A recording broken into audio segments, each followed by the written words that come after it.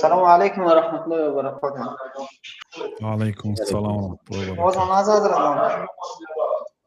الله در این و در عمرتان الله برکتی از رجان نمی اویدی شخصانی که روزه گرفتیم نماز نمیخونم نگیم شو روزه که روزه رو بگیریم اینا خواستیم که فهمیم آیا روزهشون صدق قبول است یا که خب کشید میکروفون شما صداها مازش نه عیبی اکمال جان یا عیبی دیگر چی ها یا عیبی اینترنت نامعلوم. خب خلاصه این مسئله که بارها ما جواب دادگی هستیم حتی با تفصیل هم بعضی نوارا هست که با تفصیل گپ زدگی هستیم. به هر حال کسی روزه می‌دارد نماز نمی‌خواند.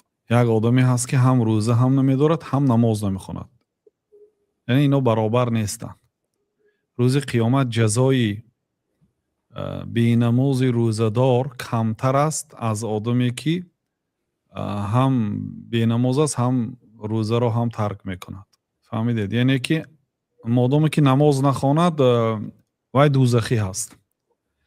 اگرچه روزه‌دار باشدم لیکن الله تعالی روز قیامت وای نمیپرسد که چرا روزه نداشتی گفته چون که روزه داشت لیکن برای نماز وای دوزخی هست.